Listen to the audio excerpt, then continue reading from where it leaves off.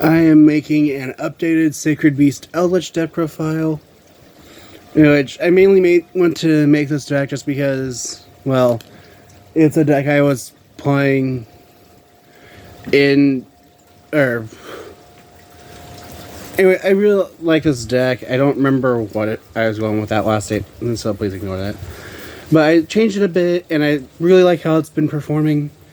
So I'll go ahead and get into it. And this is mainly updated just because of the 25th anniversary rarity collection being released and making a bunch of really expensive cards a lot cheaper. So this deck's a lot easier to play now. Start off with the only downside of this deck I have noticed is that the engines really are hurt by literally any hand trap, so I'm just going to point that out real quick.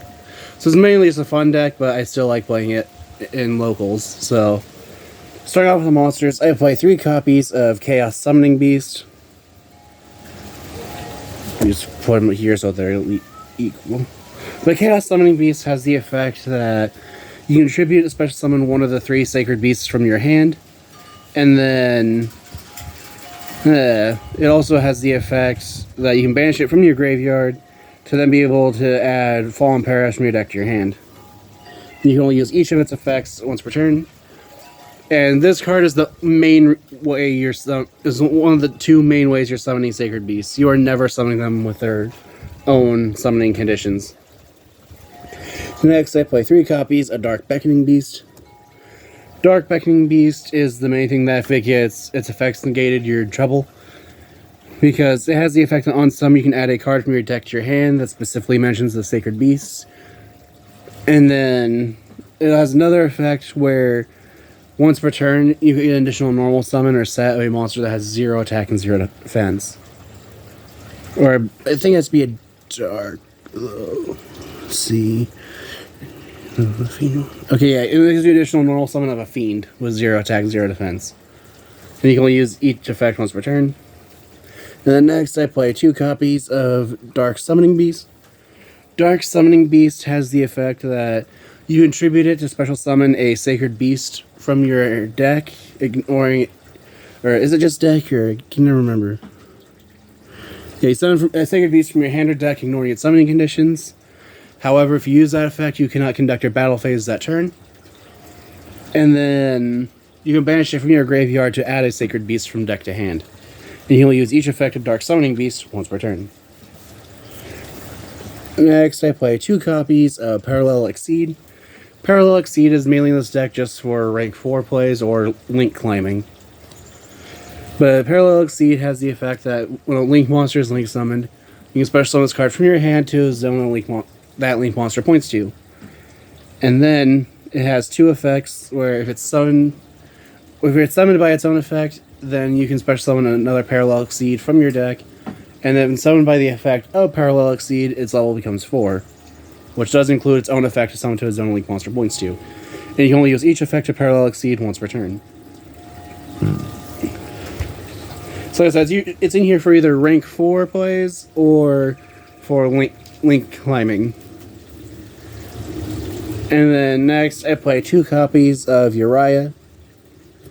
Uriah is mainly in here just to deal with back row, as he has the once per turn effect of being able to target a set spell or trap your opponent controls, destroy it, and your opponent cannot activate spells or traps in response to this effect's activation. And then it also has a Slifer-esque effect, where its attack becomes 1,000 times the number of continuous traps in your graveyard, which, thanks to the Eldlich engine, there are a total of 9 continuous traps in this deck.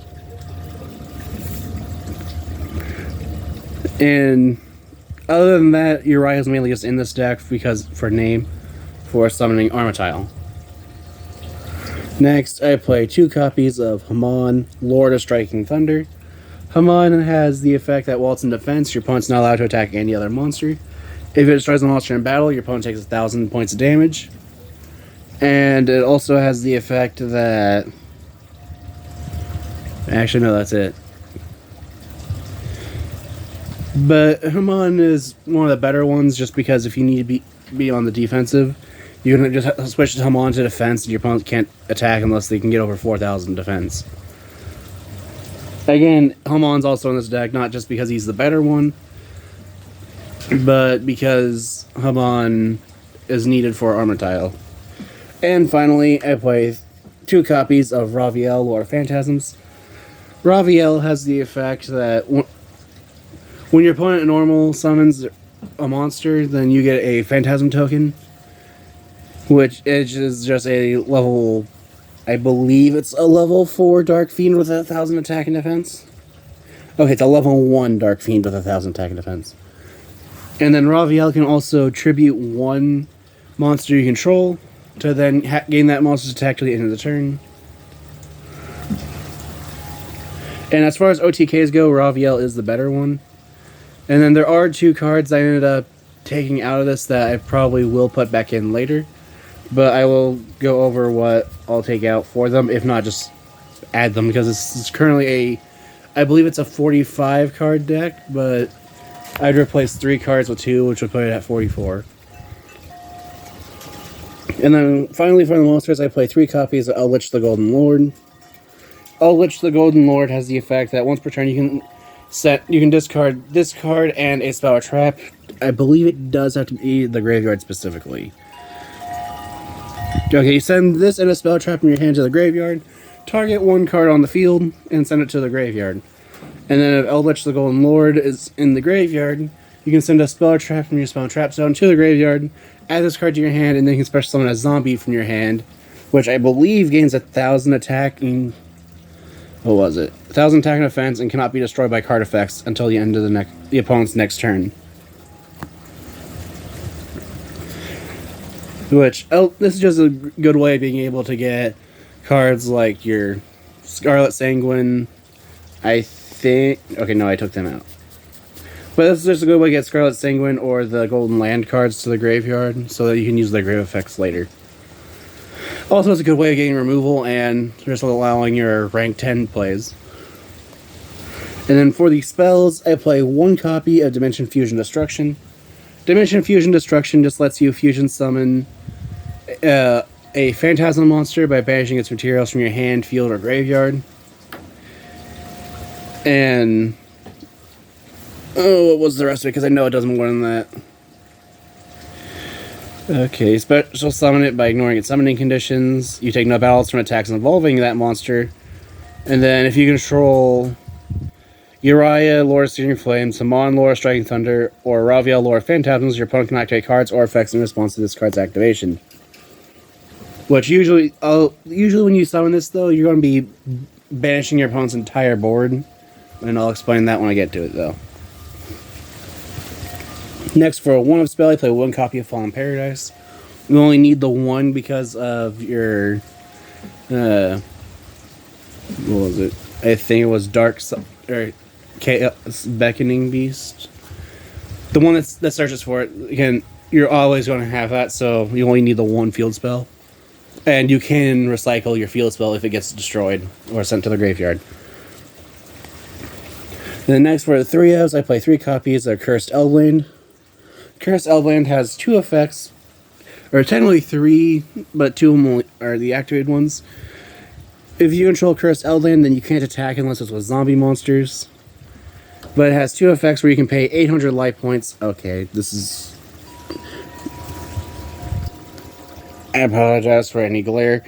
But Cursed Eldland has the effect where you can pay 800 life points to add an Eldlich or Golden Land card from your deck to your hand. And then it also has the effect where if it is sent to the graveyard from your spell and trap zone, you can send an Eldlich monster or a Golden Land spell trap from your deck to the graveyard. Which normally what you can do is you can activate this, pay 800, add an Eldlich, send it in a spell trap to the graveyard, and then send this to summon, add Eldlich to your hand, summon it, and then you can use this to send a Golden Lands or another Eldlich to the Golden Lord. Which usually you'll be sending a Golden Lands card so you can get a Scarlet Sanguine at the end of the turn. And then next I play 3 copies of Opening of the Spirit Gates. Opening the Spirit Gates has the effect where when it's activated, you can add one of the sacred beasts or a monster that mentions it from your deck to your hand. There is a 2-card combo involving this. You would either have to see this or Dark Beckoning Beast, and then those will get you to Chaos Summoning Beast and Chaos Beckoning Beast, which I'll go over that when I get to it. But it's 2 cards, gets you a board, and also recycles those 2 cards. And then opening of the Spirit Gates has the second effect of, if you have a level 10 monster, then you can, or if you control a level 10 monster, you can add a continuous spell from your graveyard to your hand. And you can only use each effect of opening of the Spirit Gates once per turn. As well as you're only allowed to activate one opening the Spirit Gates per turn. But I think you can only use this effect once per turn. And then its last effect is, once per turn you can discard a, you can discard a card. You can discard a card. Special summon a fiend with 0 attack and defense from your graveyard, which that part doesn't matter for the 2-card combo. And then for the spells, I play 3 copies of Triple Tactics Talent. This can only activate if your opponent has activated a monster effect during your main phase. But if they have, then you can activate one of 3 effects, where you can look at your opponent's hand to shuffle a card back into the deck. You can draw 2 cards, or you can take control of your opponent's monster until the end of the turn. Most of the time you'll be drawing 2 cards. Although at one point I did use this to take an opponent's Baron, and then use Baron's effect to destroy itself, which I thought was hilarious. And then next I play 3 copies of Pot of Prosperity. Pot of Prosperity has the effect where you can banish up to 6 cards from your extra deck face down to then excavate an equal number of cards, and then add one of those cards to your hand. And what was it? Let's see, add hand, place the rest of the bottom of your deck in any order. However, any damage your opponent takes that turn is halved. But if you're using this on your first turn, if you're going first, then you're not doing. Most times, if you're using this, you're not going to be dealing damage anyway, because you'll be doing the things. And you can only use 1 Pot of Prosperity per turn, which is just here so that if you need one of your pieces or combo pieces, or something because your opponent Ashed or Imprimed Veil or your thing, this you can just maybe help you get out of it. And then for the traps, I play 3 copies of Awakening of the Sacred Beasts. Awakening of the Sacred Beasts has 3 effects depending on how many different sacred beasts you control, as well as a similar effect as opening the Spirit Gates, where if you control a level 10 monster, you can add a continuous trap from your graveyard to your hand. Anyway, if you have 1 or more sacred beasts, then whenever your opponent normal or special summons a monster, you gain life points equal to that monster's attack points. 2 or more, all activated monster effects on your opponent's field are negated. Or is it just field, or I don't remember this card. I just remember the 2 or more. Okay, negates the activated effects of monsters your opponent controls. Make sure I did read activated. Okay. And that's final effect. If you have 3 sacred beasts, then it also gives you the effect of you can make it, or you can. Any card that goes to your opponent's graveyard is banished. And then next I play 3 copies of Eldlich of Scarlet Sanguine. Scarlet Sanguine just has the effect that you can special summon a zombie monster from your deck or graveyard, which in this deck will always be Eldlich the Golden Lord. And then during your end phase, you can banish this card from your graveyard to say a Golden Lance spell or trap directly from your deck. And you can only use 1 of those 2 effects per turn. And then I play 3 copies of Wakuro of the Golden Land, and 3 copies of Conquistador of the Golden Land. These 2 have a similar effect. Or other than one thing, these 2 have the exact same effect, where Conquistador, they both have the effect where you can activate it, and they have an addition, some of themselves as level 5 light zombies with reverse attack and defense. So one will have 15-18, the other will have 18-15, or 15. Conquistador will summon itself with 500 attack and 1800 defense, whereas Conquistador will summon itself with 1800 attack and 500 defense. And then, if they're in the graveyard, during the end phase, you can banish them to, say, an Eldlich from your deck. And then, the thing they each have unique about them, though, is that if they are summoned while you control an Eldlich the Golden Lord, then Conquistador will let you target one card your opponent controls and destroy it. And then Walkero will let you target one card in your opponent's graveyard and banish it. Which I've actually used that against Branded when they would have a Bestial do something like target a thing they need banished, or I can just use it to stop them from being able to summon a Bestial. I think I usually do it though against Dragon Link when they would do it. Anyway, that's it for the main deck. Moving on to the extra deck, and I will go ahead and get the pieces for the combo. For the extra deck, I play one copy of Salmon Great Almirage.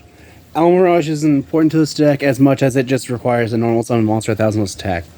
That's the only reason this card's in this deck. It's not in here for any other purpose. It's a link one that lets you get its thing into the graveyard. Which I'll go over why that's important with the 2-card combo. And technically there is a third card that is optional. Anyway, I also play one copy of Barricade Board Blocker. Barricade Board Blocker has the effect that when it's linked summoned, you can discard a card.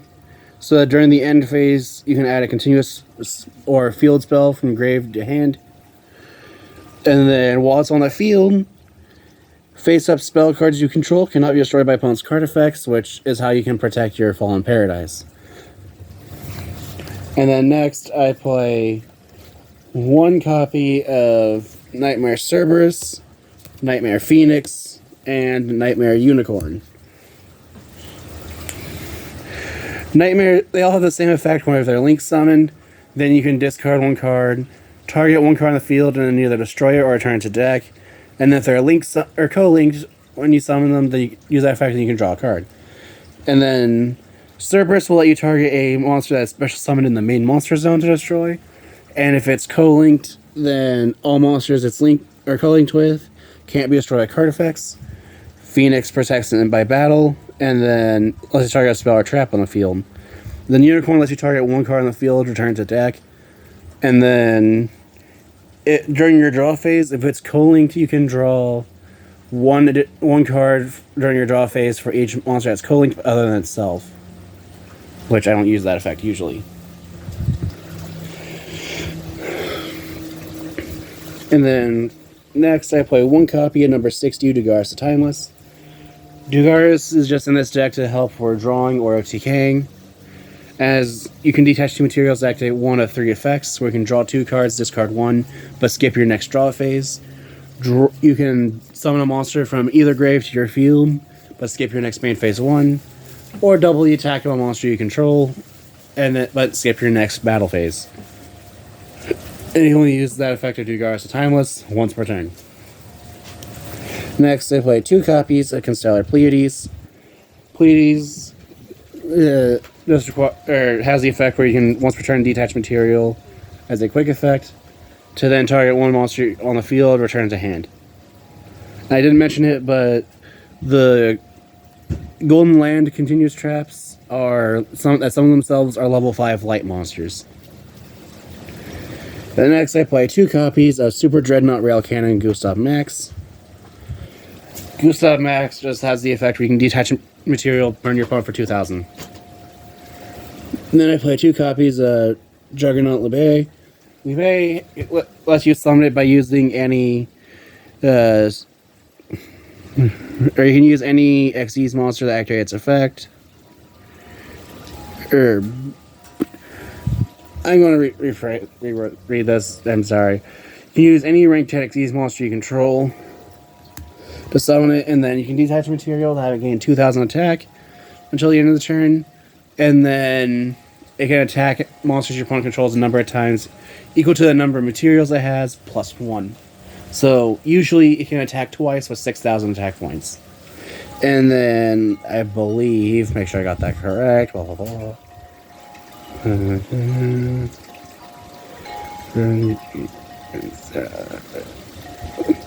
Okay, never mind. That attack plus 2,000 is permanent. Unless its effects are negated, then it's... And then for the last rank 10 I play was 1 Sky Palace Gangari Day. Gangari Day lets you detach material, target one card on your opponent controls, destroy it, and inflict 1,000 damage. However, it can't attack since it's used.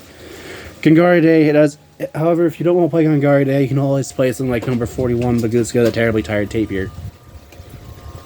And for the last two spots, or what I might do is, instead of playing that, is take out Gangari Day for Eldlich the Mad Golden Lord, which is a fusion monster, just requiring Eldlich the Golden Lord and a zombie. Anyway, I also play one copy of Armatile the Chaos Phantasm, Phantom of Fury, and one copy of Armatile the Chaos Phantasm. The Phantom of Fury has the effect that when it's fusion summoned, you can activate its effect, switch control of it, and then during the end phase of the turn it was summoned, it banishes all itself and all cards on the field with it that its controller has. So you give it to your opponent, end phase, it'll banish itself and their entire board. And then Armatile's effect will activate since it was banished by its own effect. You can then summon Armatile the Chaos Phantasm from your extra deck. And that is it for the extra deck. Moving on to the 2-card combo. So for the 2-card combo, you need to either see Dark Beckoning Beast or Opening of Spirit Gates, or both of them, to then with one of these two. So you open either of these two. If you open either of these two with any of the other three, then you have your full combo. The only optional part will be if you also have Parallel Exceed in hand. But pretty much what you do is, say you open these two, you normal summon the Dark Beckoning Beast, grab your Dark Summoning Beast, activate Opening of the Spirit Gates, grab Chaos Summoning Beast. Now you'll use your additional normal summon to summon Chaos Summoning Beast. Link this off for Almirage. And then Almirage, this is where it deviates, because if you have this, you can summon it and another one, make it Dugaris. So you summon the second one with its effect, overlay them for rank 4. Where are you?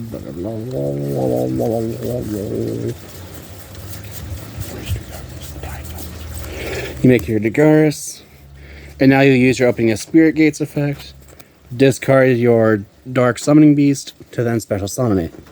Then you use Dark Summoning Beast's effect, summon him on. Use effect Engrave, banish to grab Raphael.